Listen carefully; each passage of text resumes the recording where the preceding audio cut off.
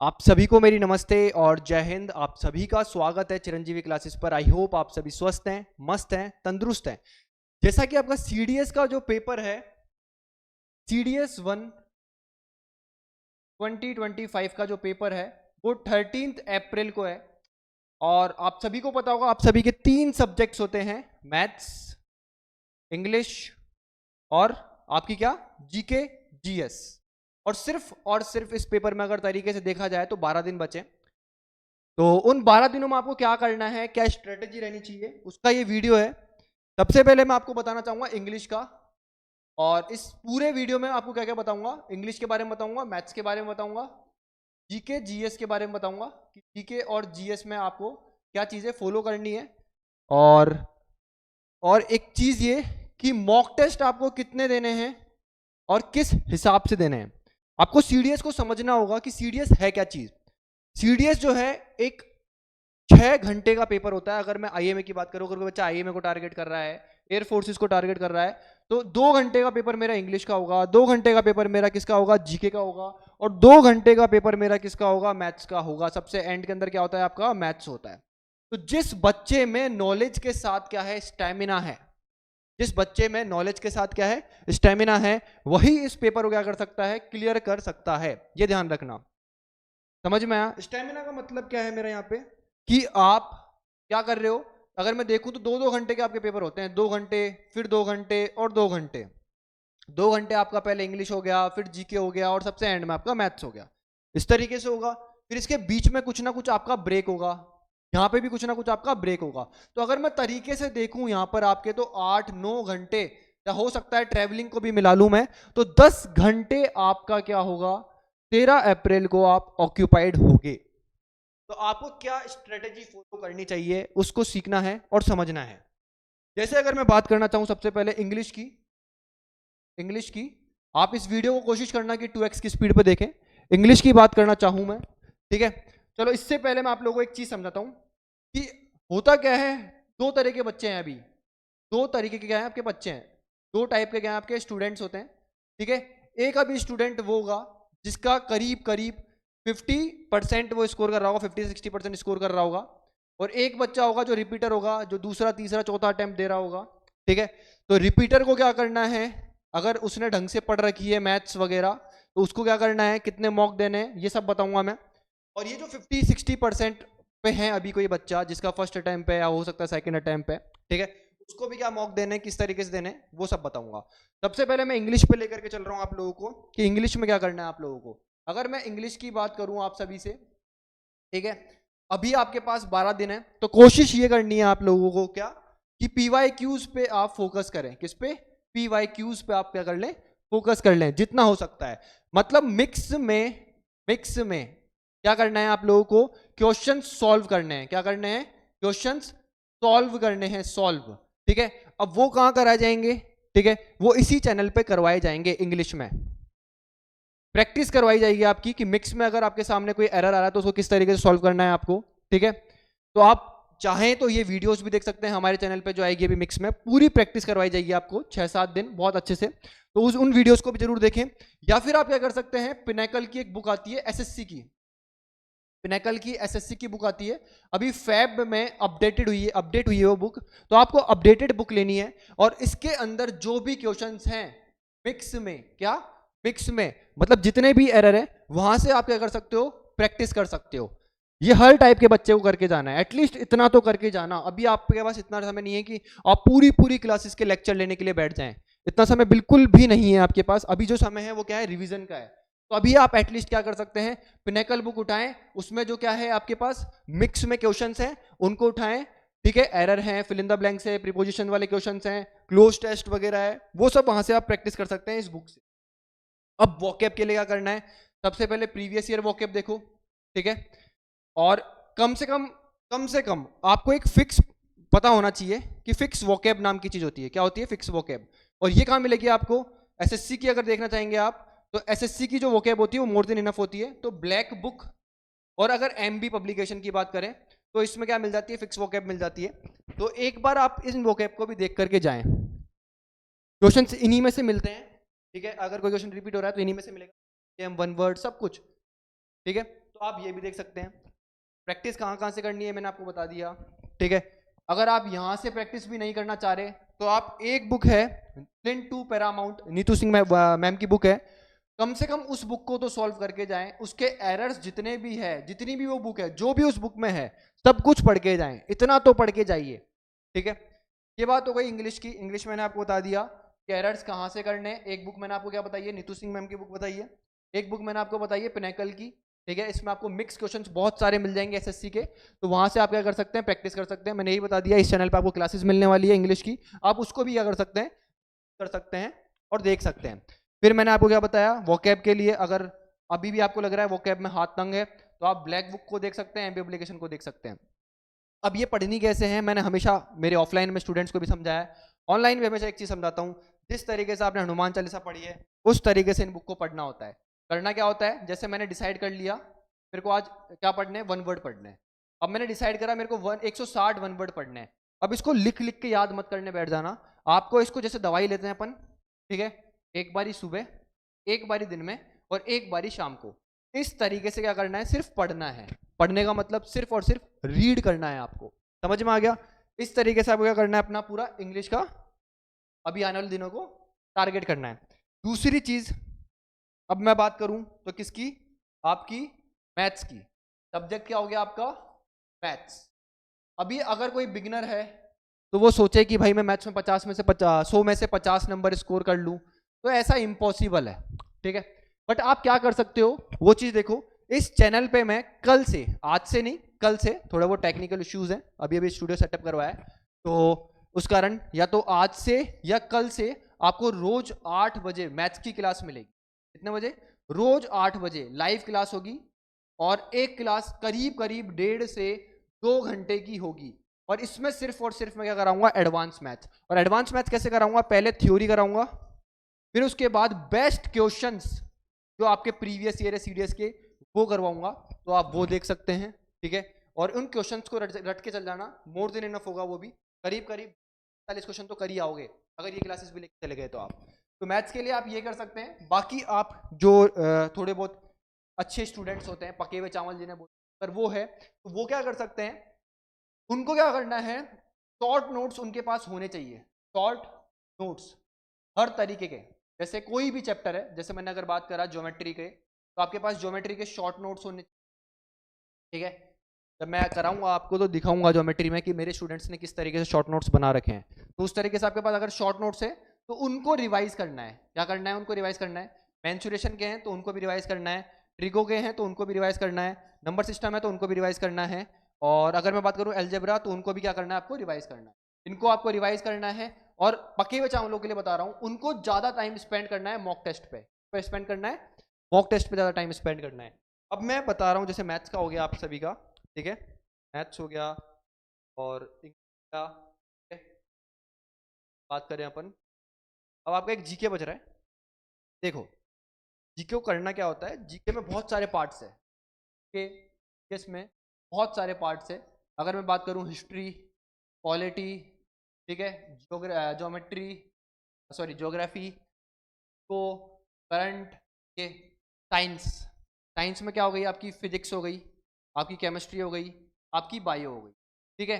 अभी आपके पास इतना टाइम नहीं है, अभी आपको क्या फोकस करना है, जो आपका सबसे बेस्ट रहा है इनमें से स्कूलिंग टाइम पे, जो भी आपको लगता है कि यार ये मेरा बेस्ट था, उस चीज के ऊपर ज्यादा मेहनत करनी है। कि अगर मेरे ज्योग्राफी जो है, इसको मैंने क्या कर रखा है, इसको अच्छे से पढ़ रखा है, तो अगर इसमें से 12 क्वेश्चन आ रहे हैं तो कोशिश ये होनी चाहिए कि 8 क्वेश्चन तो मैं बना दूं, और वो भी बिल्कुल सही बना दूं। तो ऐसे आपको क्या करना है। और अच्छा, एक स्टैटिक जीके भी होती है, स्टैटिक जीके तो ये सब पूछता है। तो इसमें से आप क्या कर सकते हो, किन्हीं भी 4 चीजों को, जैसे मैं अगर जाऊंगा तो मैं तो चाहूंगा कि पॉलिटी पकड़ लूं, मैं ज्योग्राफी पकड़ लूंगा, स्टैटिक जीके पकड़ूंगा, करंट अफेयर पकड़ लूंगा, और साइंस पकड़ लूंगा।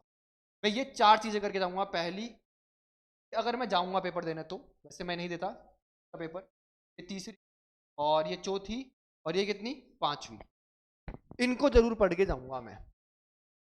समझ में आया। अगर आपके 12 दिन रह गए हैं तो मेरे को उम्मीद है थोड़ा बहुत तो आपने पढ़ा होगा, ठीक है। तो ये सब चीजें हैं। अब स्टैटिक जीके पे अगर आपके हाथ में ज्योग्राफी है, तो आपके हाथ में स्टैटिक जीके बहुत इजीली आ जाएगी। ठीक है, ये दोनों आपस में क्या है, बहुत ज़्यादा रिलेट करते हैं ये दोनों। अगर आपके पास ये है हाथ में तो आप इसको भी तेजी से कैच कर लोगे।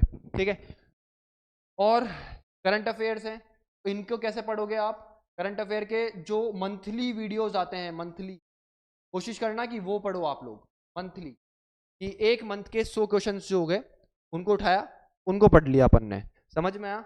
ऐसे कम से कम 6 महीने के 600 क्वेश्चन हो जाएंगे, बेस्ट 600 क्वेश्चन वो आप देख सकते हैं। ठीक है, और वो आप क्या कर सकते हैं, पढ़ के जा सकते हैं। ये जीके की बात है। अब मैं आप लोगों को समझाना चाहता हूँ एक चीज़ बहुत प्यारी, उस चीज़ को समझने की कोशिश करना। ठीक है, देखो नॉर्मल सी चीज़ें, नॉर्मल चीज़ें बताई मैंने। ठीक है, कि आप क्या कर सकते हैं, क्या नहीं कर सकते। आप लोग कभी करके बैठे होंगे, अगर इतना 12 दिन बचे हुए पेपर में, तो ऐसा तो है नहीं कि मैं आपको कोई ऐसी ट्रिक बता दूंगा कि 12 दिन में पेपर क्लियर हो जाए।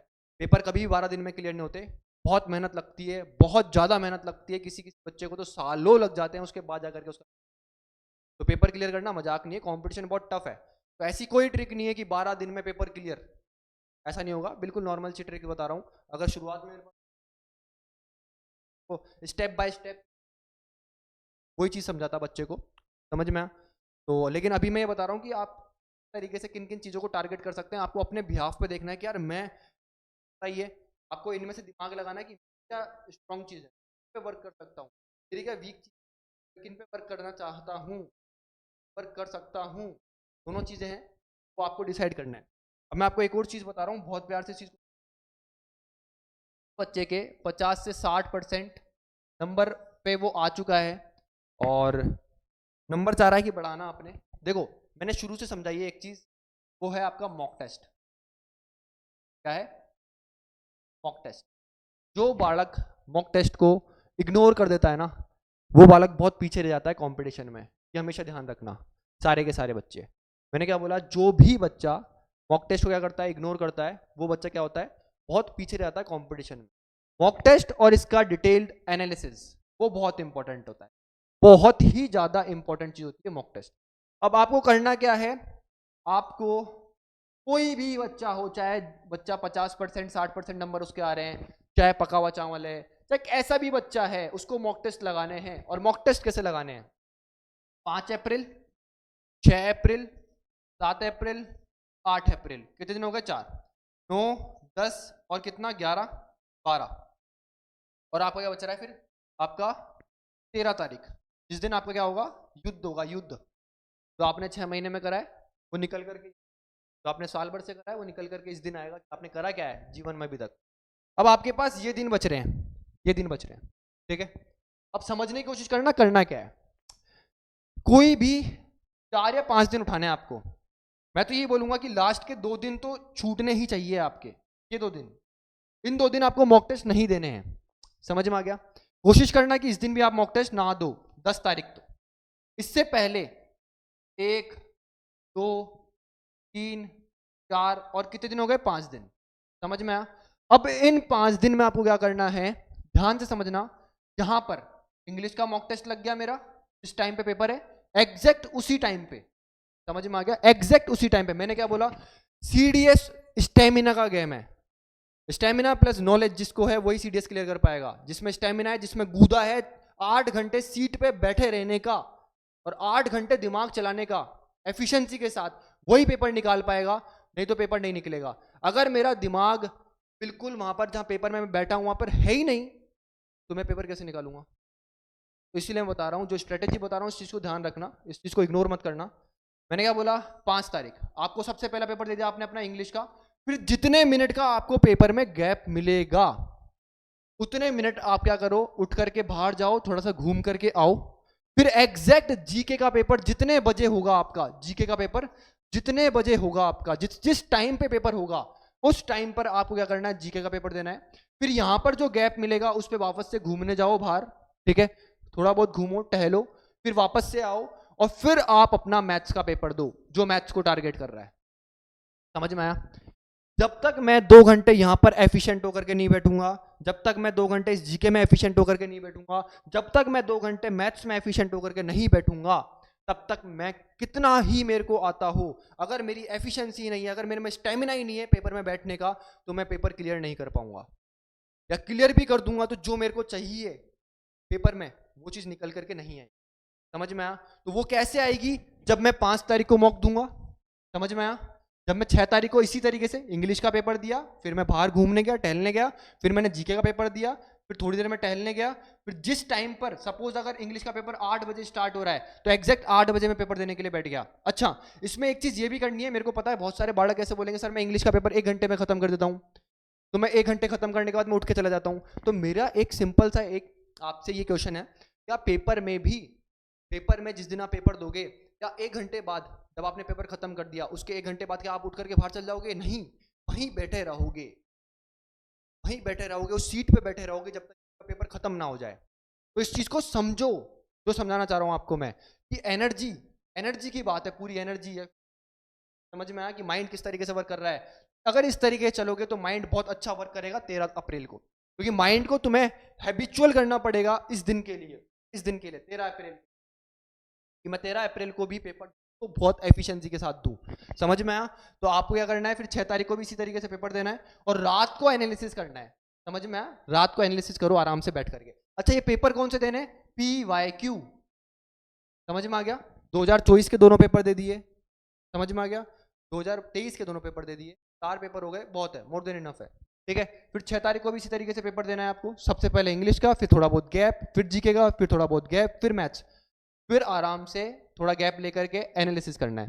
फिर आप 7 तारीख को भी यही करो, 8 तारीख को भी यही करो और 9 तारीख को भी यही करो। इस तरीके से आपको मॉक टेस्ट देने हैं मेरे भाई। मॉक बहुत इंपॉर्टेंट है। अभी मैंने ऑफलाइन हमारा जो रिजल्ट गया है बहुत प्यारा गया है, ऑनलाइन मेरे स्टूडेंट्स का रिजल्ट बहुत प्यारा गया है। क्यों? क्योंकि मैंने उन्हें बार बार सिर्फ और सिर्फ एक ही चीज़ बोली कि भाई मॉक टेस्ट दो, मॉक टेस्ट दो, मॉक टेस्ट दो, मॉक टेस्ट दो। जितना मॉक टेस्ट दोगे उतना अच्छा परफॉर्म करके आओगे। समझ में आया? और इस चीज़ को समझो यार कि TDS है क्या। TDS हर कोई निकाल लेता ना फिर, अगर इजी होता तो पेपर। समझ रहे हो क्या बोल रहा हूँ? तो अपने आप को हैबिचुअल बनाना है इस तरीके से वर्क करके। किसके लिए?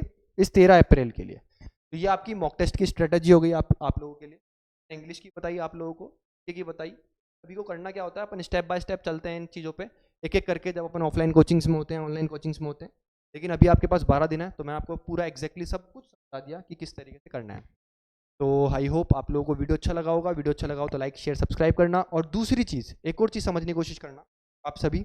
मैं यहाँ पर ज्योमेट्री से स्टार्ट कर रहा हूँ। ठीक है, पहले थ्योरी जो बताया आपको, थ्योरी, फिर आपकी क्या होगी, क्वेश्चंस होंगे करीब 50 से 60। ये क्वेश्चंस जरूर देख करके जाना, जो भी मैं कराऊंगा लाइव क्लास जरूर अटेंड करना, मोर देन इनफ होगा और बहुत बेहतरीन तरीके से पढ़ाता हूँ मैं। फिर आपकी हो गई मेंसुरेशन। ठीक है, ज्योमेट्री मेंसुरेशन हो गया आपका। फिर उसके बाद नंबर सिस्टम हो गया आपका, फिर एलजेब्रा हो गया आपका, और फिर उसके बाद क्या हो गया आपका, CISI। ये मेरे बच्चों की डिमांड है। तो आपके 1 2 3 4 5 दिन में मैं क्या कर दूंगा, पूरा का पूरा क्या कर दूंगा, जो एडवांस मैथ्स है उसके समेत क्या, और ये CISI जो है ये, इस समेत पूरी की पूरी जो मेन जो आपकी मैथ्स है, जो आपकी 50 से 60 70 नंबर तक पूछी जाएगी किसमें, पेपर में, वो पूरी की पूरी करवा दूंगा प्रीवियस ईयर। तो आप प्लीज़ उसको भी देखें। रोज लाइव में क्लासेस लूंगा। टेलीग्राम आप चैनल हमारा ज्वाइन कर सकते हैं, चिरंजीवी क्लासेस सर्च करेंगे वहाँ मिल जाएगा, नहीं तो डिस्क्रिप्शन में लिंक है, उस पर ज्वाइन करें टेलीग्राम को, वहाँ पे आपको अपडेट्स मिलती रहेगी रेगुलर। ठीक है, तो ये थी वीडियो। अगर वीडियो अच्छी लगी हो तो लाइक शेयर सब्सक्राइब करना। मिलते हैं नेक्स्ट वीडियो में, तब तक के लिए bye, have a great day, take care.